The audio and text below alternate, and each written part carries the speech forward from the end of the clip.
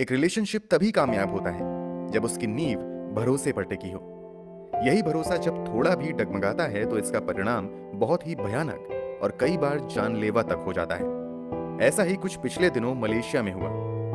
एक मलेशियाई मॉडल ने अपने बॉयफ्रेंड को चाकुओं से घोंपकर मौत के घाट उतार दिया, वो भी बस जरा सा शक होने पर। तो आखिर इस पूरी घटना की कहानी क्या है?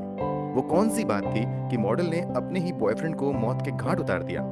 चलिए जानते हैं सब कुछ सिलसिलेवार तरीके से इस वीडियो में। यकीन मानिए, पूरी कहानी जानकर आप चौंक जाएंगे, तो वीडियो में अंत तक जरूर बने रहें। दोस्तों, जैसा कि हमने बताया कि ये कहानी मलेशिया की है। सुबह के लगभग 9 बज रहे थे, तभी मलेशिया के कुआला लंगत डिस्ट्रिक्ट पुलिस के पास साइबर जाया हॉस्पिटल से एक इमरजेंसी कॉल आती है। ये कॉल हॉस्पिटल के इमरजेंसी डिपार्टमेंट के स्टाफ ने की थी।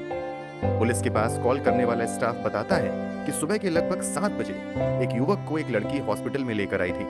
लड़के की हालत बहुत ज्यादा खराब थी। उसके हाथ और जांघ से बेतहाशा खून बह रहा था। डॉक्टर के मुताबिक उस युवक की स्थिति बहुत गंभीर थी। उसकी हालात को देखते हुए उसे बचाने की भरपूर कोशिश की जाती है। यहाँ तक कि लगभग 30 मिनट तक उसे सीपीआर देकर बचाने का प्रयत्न किया जाता है, मगर सभी कोशिशें नाकाम हो जाती हैं और फिर 7:25 पर उस लड़के को मृत घोषित कर दिया जाता है। इस जानकारी के बाद पुलिस वाले अस्पताल में पहुंचते हैं और शव का पोस्टमार्टम करने के लिए भेज देते हैं। इसके अलावा लड़के की पहचान करने के लिए भी कोशिश शुरू कर दी जाती है। शुरुआती जांच में ही पता चल जाता है कि मरने वाले लड़के का नाम कौशिगन विनेश्वरन है। पुलिस द्वारा जुटाई गई जानकारी के मुताबिक कौशिगन पेशे से एक फोटोग्राफर था। एक फोटोग्राफर से किसकी दुश्मनी हो सकती है और कौन उसे इतनी बेरहमी से मार सकता है, इस बात का पता लगाने के लिए अब पुलिस वाले अपनी जांच का दायरा बढ़ाते हुए कौशिगन के परिवार वालों और कुछ जानने वालों से संपर्क करते हैं। इस जांच में पुलिस वालों के सामने तामी आनंदन नाम की एक पार्ट टाइम मॉडल का नाम सामने आता है। कुछ सोर्सेस के मुताबिक तामी आनंदन मूल रूप से भारतीय हैं। हालांकि मलेशियाई न्यूज एजेंसी के मुताबिक तामी आनंदन और कौशिगन दोनों ही मलेशियाई मूल के ही हैं। खैर, इतना कुछ पता चलने के बाद कुछ दोस्तों से पता चलता है कि तामी आनंदन एक पार्ट टाइम मॉडल है। इसके अलावा तामी आनंदन ने मेडिकल की भी पढ़ाई की थी, मगर उसने डॉक्टरी को अपना पेशा बनाने की बजाय मॉडलिंग के क्षेत्र में अपना करियर बनाने का फैसला किया। दूसरी तरफ कौशिगन पार्ट टाइम फोटोग्राफर के तौर पर काम किया करता था। हुए खुलासे के मुताबिक लगभग 3 साल पहले यानी 2021 के आसपास एक दिन कौशिगन एक इवेंट में फोटोग्राफी करने के लिए जाता है। यहीं पर कौशिगन की नजर पहली बार तामी आनंदन पर पड़ती है। यहीं से इन दोनों की बातों का सिलसिला शुरू होता है और फिर दोनों एक साथ काम करने लगते हैं। बीतते समय के साथ इन दोनों की दोस्ती भी हो जाती है और फिर देखते ही देखते यही दोस्ती प्यार में बदल जाती है। पुलिस की जांच में हुए खुलासे के मुताबिक पिछले 3 साल से तामी आनंदन और कौशिगन रिलेशनशिप में थे। दोस्तों के मुताबिक इन दोनों का रिश्ता भी काफी अच्छा चल रहा था। तो अब सवाल उठता है कि जब कौशिगन और तामी आनंदन का रिश्ता काफी अच्छा था, तो आखिर अचानक से ऐसा क्या हुआ कि कौशिगन की मौत हो गई? इस बात का जवाब अब कोई दे सकता था, तो वो थी तामी आनंदन। इसलिए अब पुलिस वाले तामी आनंदन की तलाश में लग जाते हैं। जब पुलिस की एक टीम को तामी के घर पर भेजा जाता है, तो पता चलता है कि वो घर पर नहीं है। इधर पुलिस जांच में लगी हुई थी, उधर तामी आनंदन के इंस्टाग्राम अकाउंट पर कुछ ऐसे वीडियो और तस्वीरें अपलोड की जाती हैं जिसे देखकर हर किसी के पैरों तले जमीन खिसक जाती है। वो वीडियो किसी और का नहीं बल्कि कौशिगन का ही था। वीडियो में तामी आनंदन भी साफ दिखाई दे रही थी। वीडियो में साफ दिखता है कि कौशिगन के हाथ और जांघों से बेतहाशा खून बह रहा है। दूसरी तरफ तामी आनंदन भी परेशान दिख रही हैं। इसके अलावा कमरे में एक और लड़का है जिसके हाथ में मोबाइल है और वो इन सभी घटना की वीडियो रिकॉर्ड कर रहा है। वीडियो से पूरी कहानी समझ में नहीं आती है, इसलिए पुलिस वाले तामी आनंदन की तलाश तेज कर देते हैं। अस्पताल वालों ने जानकारी दी थी कि इस लड़के को अस्पताल तक कोई एक लड़की लेकर आई थी, इसलिए पुलिस वाले अनुमान लगाते हैं कि शायद इस लड़के को अस्पताल तक लाने वाली कोई और नहीं बल्कि तामी आनंदन ही होगी। और अगर वास्तव में तामी आनंदन इसे अस्पताल लेकर आई होगी, तो वो फिलहाल अस्पताल के आसपास के इलाकों में ही हो सकती है। इसी शक के आधार पर पुलिस की कई टीम अब अस्पताल के आसपास के इलाकों में सर्च ऑपरेशन शुरू कर देती है। पुलिस की ये तरकीब काम आती है और फिर लगभग 4 घंटे की मेहनत के बाद पास के ही एक इलाके से पुलिस द्वारा तामी आनंदन को गिरफ्तार कर लिया जाता है। पुलिस द्वारा दी गई जानकारी के मुताबिक पुलिस की पकड़ में आते ही तामी आनंदन खुद को बेगुनाह बताना शुरू कर देती हैं। हालांकि जब पुलिस वाले सख्ती के साथ पूछताछ शुरू करते हैं तो तामी आनंदन ये स्वीकार कर लेती हैं कि कौशिकन के हाथ और पैरों में जो जख्म के निशान हैं वो उसी ने किए थे। जब पुलिस वाले तामी आनंदन से पूछते हैं कि आखिर तुमने कौशिकन की ये हालत क्यों की, तो इस पर वो कुछ ऐसे जवाब देती है जिसे सुनकर हर कोई हैरान रह जाता है।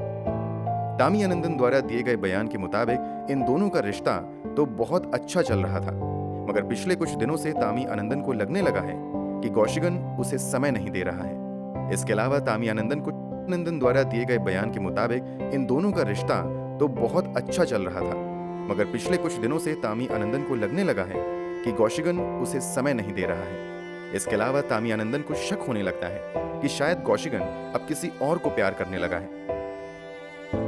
आस के ही एक इलाके से पुलिस द्वारा तामी आनंदन को गिरफ्तार कर लिया जाता है।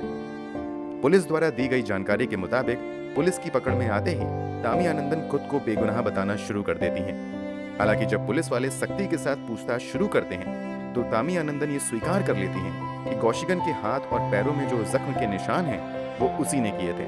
जब पुलिस वाले तामी आनंदन से पूछते हैं कि आखिर तुमने कौशिकन की ये हालत क्यों की, तो इस पर वो कुछ ऐसे जवाब देती है जिसे सुनकर हर कोई हैरान रह जाता है। तामी आनंदन द्वारा दिए गए बयान के मुताबिक इन दोनों का रिश्ता तो बहुत अच्छा चल रहा था, मगर पिछले कुछ दिनों से तामी आनंदन को लगने लगा है कि कौशिकन उसे समय नहीं दे रहा है। इसके अलावा तामी आनंदन को शक होने लगता है कि शायद कौशिकन अब किसी और को प्यार करने लगा है। इस सोच के आने के बाद तामी आनंदन के मन में जलन की भावना आ जाती है। इसी के बाद 12 मार्च 2024 की सुबह जब कौशिकन तामी आनंदन के पास आता है तो इन दोनों में इसी बात को लेकर थोड़ी बहस होती है। इसी बहस के बीच तामी आनंदन एक चाकू निकालती हैं और इस चाकू से कौशिकन की कलाई पर जोरदार वार करती है, जिससे कौशिकन की कलाई से बेतहाशा खून बहने लगता है। अभी कौशिकन संभलता भी नहीं है कि तामी आनंदन अगला वार कौशिकन की जांघों पर कर देती हैं। लगातार चाकुओं के हमले की वजह से कौशिकन के शरीर पर कई गहरे जख्म हो जाते हैं और बेतहाशा खून बहने लगता है। इंटरनेट पर वायरल वीडियो में दिखता है कि काफी देर तक कौशिकन खून बहने की वजह से दर्द से लगातार कराहता रहता है और मदद के लिए आवाज लगाता रहता है, मगर तामी आनंदन या वहां पर मौजूद दूसरा व्यक्ति उसकी कोई मदद नहीं करता है। हालांकि थोड़ी देर बाद तामी आनंदन अचानक से कौशिकन के जख्मों पर पट्टी बांधकर खून रोकने की कोशिश करती हैं, मगर वो नाकाम रहती हैं। पुलिस के सामने तामी आनंदन द्वारा किए गए खुलासे के मुताबिक पहले तामी आनंदन को लगता है कि जख्म गहरे नहीं हैं और थोड़ी देर में अपने आप खून बंद हो जाएगा, मगर जब कौशिकन के शरीर से खून बहना बंद नहीं होता है तो तामी आनंदन घबरा जाती हैं और फिर पहले तो वो पट्टी लगाकर खून रोकने की कोशिश करती हैं। इसी बीच जब कौशिकन की स्थिति बिगड़ने लगती है तो तामी आनंदन उसे लेकर पास के एक निजी अस्पताल में जाती हैं। क्योंकि कौशिकन की हालत ज्यादा गंभीर हो चुकी थी, इसलिए पास के निजी अस्पताल वाले उसे एडमिट करने से मना कर देते हैं। इसी के बाद तामी आनंदन उसे लेकर साइबर जाया हॉस्पिटल आ जाती है। ये हॉस्पिटल इन दोनों की लोकेशन से काफी दूर था, इसलिए यहाँ तक आते आते काफी देर हो जाती है। इस बीच कौशिकन की हालत भी बहुत ज्यादा खराब हो जाती है। अस्पताल लाने पर सीपीआर देकर उसे बचाने की कोशिश की जाती है, मगर आधे घंटे की मेहनत के बाद उसे मृत घोषित कर दिया जाता है।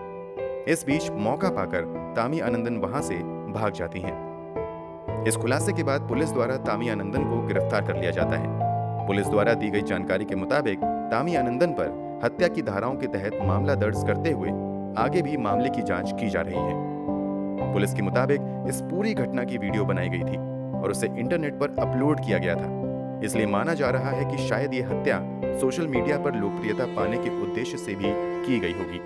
अब इस हत्या की सच्चाई असल में क्या है वो तो आने वाले समय में ही पता चल पाएगा। आपकी जानकारी के लिए बता दें कि कौशिकन के बड़े भाई की मृत्यु भी यही कोई 8 महीने पहले कैंसर की वजह से हुई थी। दोस्तों, आपके अनुसार एक निर्दोष फोटोग्राफर की बड़ी बेरहमी से हत्या करने वाली मॉडल को क्या सजा मिलनी चाहिए? कमेंट बॉक्स में जरूर बताएं। अगर